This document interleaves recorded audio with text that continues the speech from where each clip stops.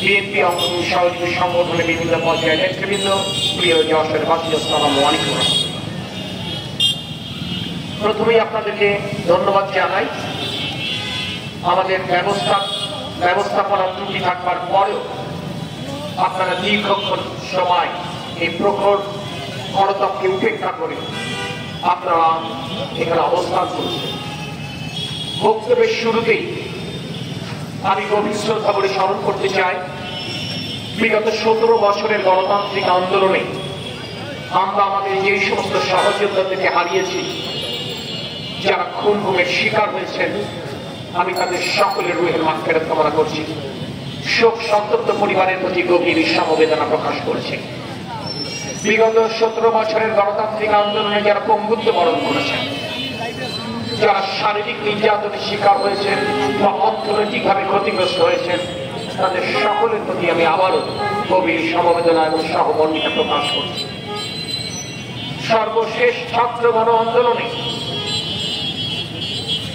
শেখ হাসিনার তপ্ত বুলেটে আঘাতে যে ছাত্র জনতা, শ্রমজীবী, কৃষক, সাধারণ মানুষ তথা ছোট্ট ছোট্ট সোনামণিরা যেভাবে অকাতরে জীবন দিয়েছে, আমি গভীর শ্রদ্ধা করে তাদের স্মরণ করি, তাদের রুহের মাগফিরাত কামনা করি এবং শোক সন্তপ্ত পরিবারের প্রতি গভীর সমবেদনা প্রকাশ করছি।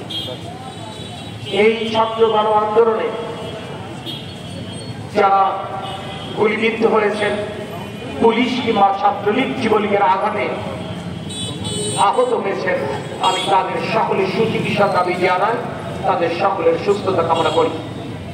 5 তারিখে হোটেল জাবির ইন্টারন্যাশনালের অগ্নিকাণ্ডে আমাদের যশোরে 24 থেকে 25 জন যারা জীবন দিয়েছেন, প্রার্থনা সৃষ্টিকর্তার দরবারে মহান আল্লাহ পাক যেন তাদের সকলকে কালকে আমাদের কঠিন ময়দানে শহীদি মর্যাদা নসিব করেন, জান্নাতুল ফেরদৌস নসিব করেন। আমি গভীর কৃতজ্ঞতার সাথে স্মরণ করতে চাই আমার সেই প্রিয় সহযোদ্ধাদের। 17 বছরের রাজপথের আন্দোলনে যারা সদা সর্বদা আমাদের পাশে ছিলেন, সামনে পিছে ডানে বামে পুলিশের রক্তচক্ষুকে উপেক্ষা করে যারা রাজপথ আঁকড়েছিলেন, মিথ্যা মামলায় বারংবার জর্জরিত হয়েছেন, বারবার কারাগারে গেছেন, অর্থনৈতিক ক্ষতির শিকার হয়েছেন, শারীরিক লাঞ্ছনার শিকার হয়েছেন, তারপরও যারা আমাদের পাশ ছেড়ে যাননি, আমি তাদেরকে গভীর শ্রদ্ধা করে স্মরণ করছি। তাদের প্রতি ব্যক্তিগতভাবে এবং বাংলাদেশ জাতীয়তাবাদী দলের পক্ষ থেকে আমি গভীর কৃতজ্ঞতা প্রকাশ করছি।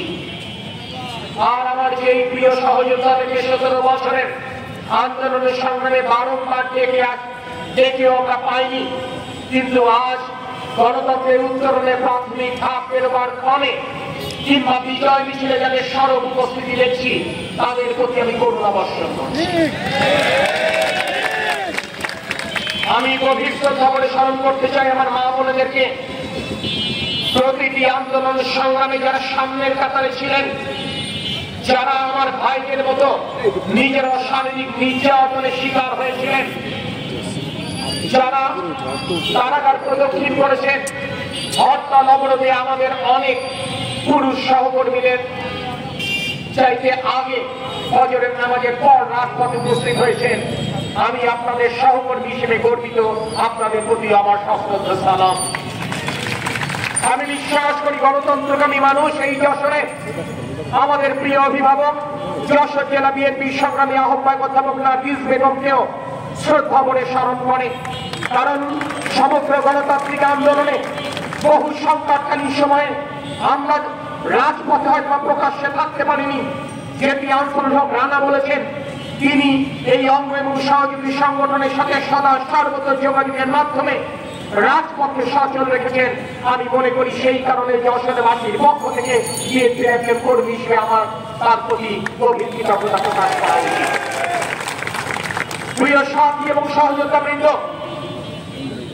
17 বছর যাবৎ আমার 6 শতাধিক সহকর্মী গুমের শিকার হলো, যাদের পরিবার এখন পর্যন্ত জানে না আদৌ তারা বেঁচে আছেন না মারা গেছেন। মারা গেলেও কবে তাদের মৃত্যু ঘটনাটা বেজেছিল পরিবার জানে না। সন্তান কিংবা স্ত্রী মৃত্যুবার্ষিকীর কোনো আয়োজন করবার সুযোগ পায় না। আমরা সেই সহকর্মীদের কথা ভুলিনি। সহকর্মী, যশোরে প্রায় 97 জন সহকর্মী জীবন দিয়েছেন। তারপরে আমরা তাদের কথা না ভুলবার পরেও আজকে ব্যানারের উপরে লেখা রয়েছে ছাত্র জনতার উপর গুলি চালিয়ে গণহত্যাকারী খুনি হাসিনার বিচারের দাবিতে আজকের এই গণ অবস্থান। কারণ শহীদ রাষ্ট্রপতি জিয়া রহমানের আদর্শ সৈনিকেরা তারা জানে, বিশ্বাস করে, হৃদয়ে প্রকৃত করেছে সেই আদর্শ। ব্যক্তির চাইতে দল বড়, দলের চাইতে দেশ বড়। তাই নিজেদের দুঃখ, কষ্ট এবং স্বজন হারানোর বেদনা বুকে চেপে রেখেছি 17 বছর যাবৎ। হয়তোবা কেউ কেউ আল্লাহ দরবারে বিচার দিয়েছি, কেউ হয়তোবা এই দুনিয়াতে বিচার পাবো না বলে হয়তো ক্ষমা করে দিয়েছি। কিন্তু এই চূড়ান্ত পর্যায়ে যখন ছাত্র জনতার গণ অভ্যুত্থানের মাধ্যমে স্বৈর শাসকের পতন ঘটেছে এবং এই চূড়ান্ত আন্দোলনে যেভাবে পাখির মতো গুলি করে প্রায় 1000-এর উপর ছাত্র জনতাকে গণহত্যা করা হয়েছে, আজকে তার প্রতিবাদে এই গণ অবস্থান কর্মসূচি।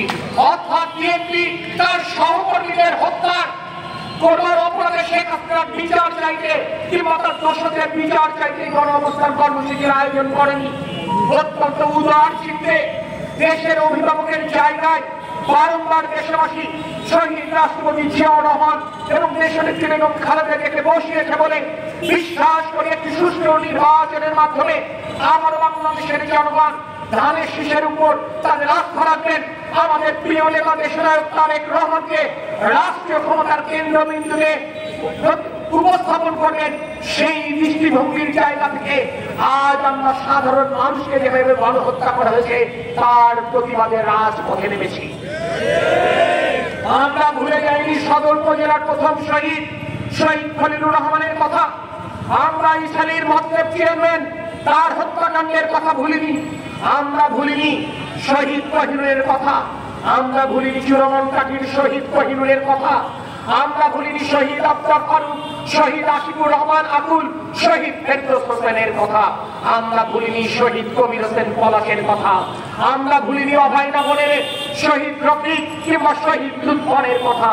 আমরা ভুলিনি কিভাবে ট্রাক চাপা দিয়ে সেই সময় আইন শৃঙ্খলা বাহিনী আমার 7 সহযোদ্ধাকে হত্যা করেছিল মনিরামপুরে, তার কথা। আমরা ভুলিনি 18 সালের 71 জাতীয় সংসদ নির্বাচনের পূর্বে আমাদের যশোর জেলা বিএনপির অন্যতম সহসভাপতি শহীদ আবু বকর আবুকে গুম করে হত্যার কথা, যার লাশ পরবর্তীতে বুড়িগঙ্গা নদী থেকে উদ্ধার করা হয়। প্রিয় সাথী ও সহযোদ্ধা বৃন্দ, এ কথা ভুলিনি। আমাদের কষ্ট আছে, আমাদের বেদনা আছে, তারপরেও আমরা শহীদ রাষ্ট্রপতি জিয়াউর রহমানের আদর্শ মুখে ধারণ করব। আমরা গর্বিত আমাদের নেতা তারেক রহমান দেশের এই ক্রান্তিকালে যিনি গণতন্ত্রকামী মানুষের মুক্তির সনদ হাতে নিয়ে 5000 মাইল দূর থেকে নেতৃত্ব দিয়েছেন। আমরা তার সুশৃঙ্খল কর্মী বলেই আমরা এই মুহূর্তের সংযম পালন করছি, আমরা ধৈর্য ধারণ করছি। আমরা ভুলিনি যশোরে কিশোর গ্যাংয়ের দৌরাত্ম্য। আমরা ভুলিনি প্রহসনের নির্বাচনের কথা। আমরা ভুলিনি ভোট ডাকাতির কথা, যেটি মারুফুল ইসলাম আমার বড় ভাই বলে গেছেন। আজ দাবি অবিলম্বে এই নির্বাচনী প্রহসনের মাধ্যমে যেই সমস্ত সন্ত্রাসীরা স্থানীয় সরকার কাঠামোতে বসে রয়েছে তথাকথিত জনপ্রতিনিধির নামে, তাদের সকলকে হয় পদত্যাগ করতে হবে, না হলে অন্তর্বর্তীকালীন সরকার আজকে সমগ্র দেশবাসী জানেন সুষ্ঠু নির্বাচনী ব্যবস্থা ধ্বংস হয়ে গেছিল আওয়ামী লীগের আমলে। সেটি জাতীয় সংসদ নির্বাচন বলেন, সেটি উপজেলা পরিষদের নির্বাচন বলেন, সেটি পৌরসভার মেয়র নির্বাচন বলেন, কিংবা পৌর কাউন্সিলর কিংবা ইউনিয়ন পরিষদের চেয়ারম্যান কিংবা মেয়র নির্বাচন বলেন, জনগণ নির্ভয়ে তার পছন্দের প্রার্থীকে ভোট দিতে পারেনি। আজকে যেই থানায় পাশে দাঁড়িয়ে কথা বলছি, সেই থানায় কর্মরত বাহিনীদেরকে তাদের চরিত্রে কালিমা বপন করা হয়েছিল, তাদের পোশাকে কালিমা লেপন করা হয়েছিল। তাই আমাদের স্পষ্ট বক্তব্য, যারা ওই ফ্যাসিস্ট সরকারের আক্রমণ, যারা ওই ফ্যাসিস্ট সরকারের দোষর হয়ে জনগণের বুক পাক করে গুলি ছুড়েছিল কিংবা জনগণের মুখোমুখি দাঁড়িয়েছিল, আজ শুধু তাদেরকে চাকুর্চিত নয়, তাদেরকে গ্রেফতার করে আইনের আওতায় আনতে। প্রিয় সাথী সহযোদ্ধা বৃন্দ, আমরা 5 তারিখ বিকেল থেকে আমার দলের নেতা কর্মীরা সর্ব জায়গায় কাজ করছেন জেলার পুলিশ প্রশাসনের সাথে সমন্বয়ের ভিত্তিতে, যাতে করে যশোর শান্ত থাকে। আমরা চাই যশোর শান্ত থাকুক। আমরা ধৈর্য করতে জানি, আমরা ক্ষমা করতে জানি, আমরা আইনের শাসনে বিশ্বাস করি বলে আপনাদের কুকৃতির বিচার আমরা নিজের হাতে তুলে নিতে চাইনি। আমরা বিশ্বাস করি পরিবর্তিত পরিস্থিতিতে আমরা ন্যায় বিচার পাবো, ভুক্তভোগী পরিবার ন্যায় বিচার পাবে এবং আইনের শাসনের মাধ্যমে ক্ষতিগ্রস্তরা সান্ত্বনা খুঁজে পাবে। তারপরও আমরা জানি আপনাদের কাছে এখনো অবৈধ অস্ত্রের পাহাড়। আমরা জানি আপনারা অবৈধ অস্ত্রের ঝঞ্ঝানির খেলা খেলতে চান। আমি আপনাদেরকে সতর্ক করতে চাই, 17 বছর যেভাবে যশোর চলেছে, আজ যদি কেউ ভেবে থাকে সেই অস্ত্র দিয়ে অবৈধ অর্থ দিয়ে জনগণের মুখোমুখি দাঁড়াবেন, এই বিএনপির নেতা কর্মীরা আপনাদেরকে প্রতিরোধ করে। অস্ত্রবাদ সশস্ত্র ক্যাডাররা ভালো হয়ে যান, জনগণ যদি আপনাদের ক্ষমা করে আমাদের আপত্তি থাকবে না। কিন্তু যদি আবার অস্ত্র প্রদর্শন করতে আসেন জনগণের সুরক্ষায়, বিএনপি আপনাদের প্রতিরোধ করবে ইনশাআল্লাহ।